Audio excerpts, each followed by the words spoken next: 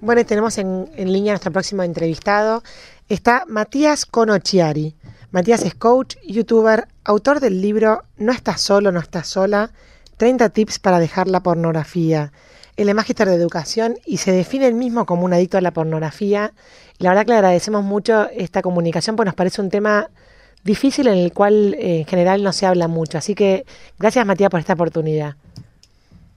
Hola, ¿cómo están? Buenas tardes. Gracias a ustedes por la invitación también. Bueno, Matías, culturalmente pareciera como que la iniciación sexual de los jóvenes pasa sí o sí por un lugar donde tiene que haber pornografía. Está como aceptado, no les parece a todo el mundo tan grave. Ahora, ¿por qué la pornografía se convierte en un problema o por qué diríamos que es mala para esa persona o por qué le puede hacer mal a la persona que la consume? Bueno, muchas gracias por la pregunta. Voy a responder un poco primero desde mi experiencia. Desde mi experiencia como adolescente, ahora tengo 32 años. Cuando era adolescente, el primer contacto con la sexualidad que tuve fue con una revista pornográfica. Luego empecé a ver que mis compañeros del colegio también veían o todo lo que iban haciendo en relación a acercamientos con las mujeres era en base a lo que iban aprendiendo con la pornografía. Y yo creo que la primera dificultad es que genera en el niño, en el adolescente y por lo tanto después en el adulto un trastocamiento, una mirada difusa o confusa a lo que es la sexualidad y el amor, ¿no? Para empezar. El amor como una preocupación por el otro, mientras que la pornografía lo que te dice es usa al otro, no hay problema, despreocupate porque total nadie te ve o porque del otro lado no sabes quién es la otra persona. Pero interiormente sí va surgiendo una cuestión de egoísmo, ¿no? Que después se puede manifestar en otros ámbitos de la vida. Por eso también se habla un poco de la pornificación de la cultura, no solo a nivel de imágenes o publicidades. Entonces, uno, sin darse cuenta muchas veces, es lo que al menos veía en mí y también en las personas que voy acompañando, sin darse cuenta se va convirtiendo en una persona egoísta, por ejemplo, ¿no? Porque lo que te pide la pornografía es cada vez más y uno empieza a darle más tiempo, a darle más pensamientos, incluso eso puede traer también como consecuencia un declive o empezar a que a uno le vaya a ir peor, le empieza a ir peor en el colegio, en la universidad, en el trabajo, en la familia, bueno, en la relación marital o en la relación de pareja, ¿no? Entonces como que empieza a hacerse una bola de nieve donde inicia con algo inocente, como una curiosidad, empiezo con una curiosidad para saber qué es o cómo es la sexualidad y después empieza a mezclarse con otros ámbitos de la vida, se mezcla también y dependiendo de la personalidad de la persona, las características de la persona con cuestiones de autoestima, de imagen personal, de compararme con otros y empezar a moldear mi manera de ver en base a lo que me va enseñando la pornografía. Hay muchas personas que tal vez puedan decir, Matías, pero sos un exagerado, ¿cómo vas a hablar de esto? ¿O cómo crees que pueda afectar de tal manera? Pero lamentablemente sucede y el problema es que muchas veces no sabemos por qué a una persona le está empezando a ir mal en un emprendimiento, por ejemplo, o en una relación de pareja. Y muchas veces la semillita que está creciendo es la semillita de la pornografía. Mirá vos. Matías, y por ejemplo, ¿qué le dirías a alguien que escucha esta nota y le parece, o sea, cómo hace para darse cuenta que está dentro de un problema? Porque mucha gente por ahí piensa que lo maneja o que no es tan grave como decías vos y después de repente hay un límite que pasa que se empieza a convertir en un problema.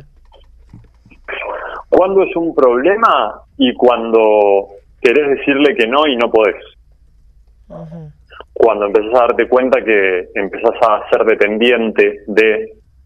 Digo, como en cualquier adicción, ¿no? O sea, yo, si tengo ganas de tomar una copa de vino y soy dueño de mí mismo y elijo con libertad no hacerlo porque mañana tengo que trabajar o porque ahora tengo que seguir trabajando o me tengo que levantar temprano mañana y no lo hago, estoy eligiendo yo. Ahora, si no lo puedo controlar y si es algo que yo, por más que le diga que no, por ejemplo, no puedo dormirme en la noche, hay muchas personas que les pasa. O sea, hay muchas personas que se han acostumbrado a irse a dormir previamente una sesión de pornografía y si no ven pornografía no se pueden dormir. Es tremendo porque ahora pasa todo a través del teléfono y la tecnología, ¿no? Hablaba con una persona que tenía mucha confianza y me decía, todo pasa por WhatsApp. O sea, como que ya no había otros medios que el WhatsApp, que era como el lugar más directo en el cual llega tu teléfono personal. Uh-huh. Sí, así es. Y WhatsApp es, creo que la tecnología es neutra. Todo depende cómo la utilizamos, ¿no? Entonces, claro, la tecnología nos puede facilitar un montón de cosas y también puede complicarnos las cosas, ¿no? Entonces, es muy fácil poder tener acceso a una realidad tan dura como la pornografía, o el acceso lo pueden tener los niños, los adolescentes, también los adultos, o por ejemplo, un ejemplo muy típico, ¿no? Yo usualmente, de repente, entro o aparezco en un grupo de WhatsApp que no sé de dónde es ni quién me agregó, me suele suceder, porque a veces me lo hacen para fastidiarme. Y son grupos donde mandan contenido pornográfico. Entonces, o grupos de amigos, ¿no? Que se mandan, o grupos de papis del colegio, o de amigos del trabajo, que se mandan ese tipo de videos, y yo, con mis amigos, les pregunto, che, vos, este grupo, ¿tu esposa sabe que vos pertenecés a este grupo, el contenido que se mandan y demás? No, porque cómo se va a enterar y demás. Entonces, ahí yo me pregunto, si vos no sos capaz de tener la libertad de mostrarle a otra persona en qué grupo estás, significa que hay algo medio raro, ¿no? Porque hay una falta de transparencia ahí, que yo digo, hey, ¿por qué estás ocultando algo? Porque tal vez sabés que a tu esposa no le va a gustar, y si no le gusta, ¿por qué? Bueno, entonces, filosofar un poco también en ese sentido, ¿no? No, digamos, no como una cuestión únicamente moral de está bien o está mal, y porque está mal no lo tenés que hacer, sino si tus hijos se enteran que vos estás en ese grupo, ¿les va a gustar o no? ¿Es algo testimonial como para un padre de familia o no? Uh-huh. Uh-huh. Cuando hablaste al principio del tema del amor y del usar al otro, ¿no? Porque pareciera como que no hay ningún contramensaje, entre comillas, de por qué no está bueno que se mande pornografía. Por ahí, como decías vos, un grupo de padres o de gente que ya está casada, que tiene su pareja y demás, no le ve nada de malo en simplemente mirar o compartir cosas en un grupo, y sin embargo eso también tiene consecuencias hasta para la vida de pareja, ¿no? Totalmente. A mí una pregunta que me gusta hacer es, ¿a vos te gustaría que tu hija aparezca en un video de esos? Y creo que no hay mucha respuesta, ¿no? O sea, no, es bastante evidente. Uh-huh. Entonces, si no te gustaría, tener presente que las chicas que estás mirando son hijas de alguien, ¿no? Yendo a tu pregunta concreta, yo por ejemplo tenía a mí me gusta decir un gladiador, porque las personas con las que trabajo me gusta decirles gladiadores y gladiadoras, porque también hay muchas mujeres metidas en esto, que para ellas es un poco más difícil por todo el bagaje cultural y la condena social, pero bueno, eso quedaría para otro momento. El tema de la pareja. Un gladiador con el que trabajaba me decía, Mati, quiero tener intimidad con mi esposa y no puedo si es que no estoy viendo pornografía. Entonces, sorprende el pensar que si yo no tengo un estímulo externo no puedo concretar el acto sexual, ¿no? Entonces uno se pone a revisar y se pregunta, ¿dónde quedó el amor? O sea, ¿dónde está la motivación de la intimidad, el juego, el coqueteo, el diálogo con la otra persona, si yo dependo de una pantalla para tener que hacerlo? Entonces, es muy triste. Esta persona estaba muy triste, por eso llegó a mí, ¿no? Entonces, afecta, sí, y de distintas maneras. Por ejemplo, otro gladiador, un señor de Perú con el que trabajaba, me decía, Mati, yo quiero salir de esto porque mi esposa no confía en mí, porque sabe que empecé con pornografía, luego seguí con prostitución, él había dejado embarazada a una prostituta que tuvo que abortar, bueno, todo un mundo, ¿no? Porque se genera toda una vida paralela. Y me decía, Mati, quiero dejar esto porque mi esposa ya no confía en mí, porque mi esposa se siente que yo le estoy siendo infiel con la pornografía, porque estoy con otras, y me pregunta constantemente cuando estoy en el trabajo qué estoy haciendo, o cuando llego un poco demorado del trabajo donde voy, piensa que me fui a otro lado, piensa que le estoy mintiendo, me controla los gastos de la tarjeta de crédito, porque él suele suceder que cuando uno empieza con pornografía, lamentablemente la pornografía genera adicción y dependencia y cada vez uno necesita más. Por eso las páginas de internet son tan sabias, entre comillas, tan astutas, que empiezan con un contenido gratuito para que después vos te enganches y pagues, ¿no? Por eso es que las grandes empresas pornográficas y productoras pornográficas tienen tanto dinero y mueven tanto más que Hollywood, la Liga de Fútbol Española, Netflix, Amazon. ¿Por qué? Porque si una persona, si es algo que consumen millones y millones de personas, si una persona al mes paga $1 por una membresía mensual y eso lo utilizan millones y millones de personas, es un negocio fabuloso. Hola Matías, ¿qué tal? Soy Ángeles. Hola Ángeles, ¿cómo estás? ¿Qué tal? Te hago una pregunta, como toda adicción, digamos, cuando una persona decide pedir ayuda porque se da cuenta que es adicto, ¿cómo es para este tipo de adicción a la hora de pedir ayuda? ¿Existe más pudor, más vergüenza o alguna por ahí más condena social a la hora de la persona que es víctima de esta adicción y que decide pedir ayuda? Sí, muy buena pregunta, gracias.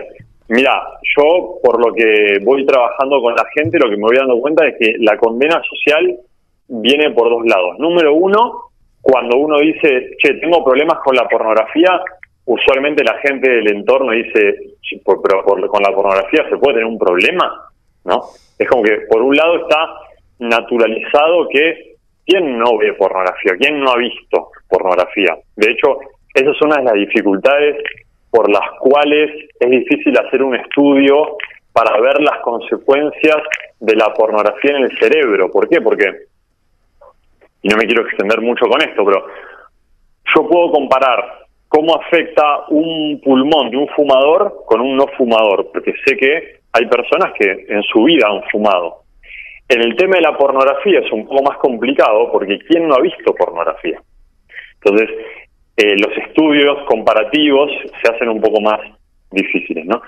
En relación a la condena social está, por un lado, gente que dice, no, ¿a quién le voy a contar que tengo este problema si ninguno de mis amigos lo ve como un problema? Eso por un lado.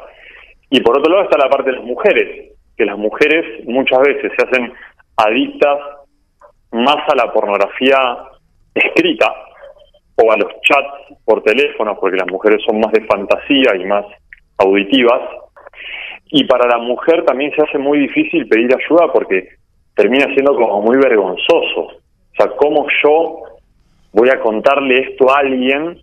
Y menos muchas veces a un psicólogo que no sabe cómo tratar el tema, o que el psicólogo mismo no cree, o un coach que no cree que sea una dificultad, o que haya personas con esas dificultades, porque, a ver, la realidad es que si uno tampoco tuvo esa dificultad, también se hace más difícil el acompañamiento. Por eso, algo que yo me fui dando cuenta que ayuda mucho, yo tengo una lista de difusión por WhatsApp, ¿no? Con tips que voy mandando diariamente. Y yo los sábados a la noche mando usualmente un audio, entre comillas, motivacional, diciéndole a la gente, a los gladiadores: muchachos, sabemos que el sábado a la noche es un día complicado para todos, nos ponemos fuertes, hagamos lo que tengamos que hacer, etcétera, ¿no? ¿Por qué? Porque sabemos que una persona que está luchando contra esto, el sábado a la noche puede ser un día más complicado. ¿Por qué? Porque el día domingo no tengo que ir a trabajar y demás, entonces puedo tener una sesión de pornografía más larga, ¿no? Entonces, un poco tratando de responderte a la pregunta y abarcando un poquito más, no sé si te respondí o me fui por las ramas, que me suele suceder. No, muy bien.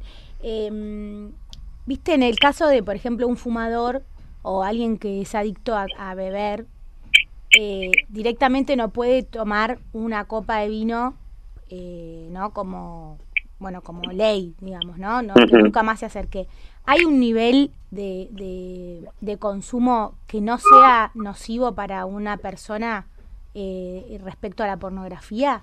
Es una buena pregunta. A ver, yo creo que hay distintos niveles, ¿no? ¿En qué sentido? En el sentido de, hay un nivel en que yo puedo decir, a ver, veo una vez por semana y veo que a mí no me afecta, bueno, está bien, no hay problema, ¿no? Puedo decirme yo como tratándome de autoconvencer. Ahora, hay una realidad que tal vez no lo tenemos tan presente, y es que es la industria que hay detrás de la pornografía, que es una industria muy, muy sangrienta. Es la industria de la explotación, de la violencia contra la mujer. Hoy por hoy que vivimos en una sociedad con una conciencia tan grande del cuidado y de la violencia a la mujer, si yo veo pornografía, por más que sea poquito, estoy aportando un granito de arena en que se sigan haciendo producciones pornográficas. Entonces, ¿hasta cuánto es permitido ver o no pornografía? Y yo te digo, y si vos querés cuidar a las mujeres que están detrás que están en esa empresa, y no veas. ¿Por qué? Porque la industria pornográfica es la industria del click, ¿no? Y está estudiado que una persona que ve pornografía nunca o usualmente no vuelve a ver el mismo video. Y el video que ve puede ser un video de 20 minutos, pero que una persona lo ve al principio, un poquito en el medio y al final. O sea, un video de 20 minutos lo ves 1 minuto en total, ¿no? O 5 minutos. Por lo tanto, es una industria muy descartable. El tema es que la industria descartable, los que son descartables son los actores. Entonces, una mujer o un hombre tiene que estar constantemente, o sea, tiene una vida útil. Por lo tanto, es una industria que recicla constantemente a las personas. Y las personas son seres humanos, no son objetos, no son un par de zapatos.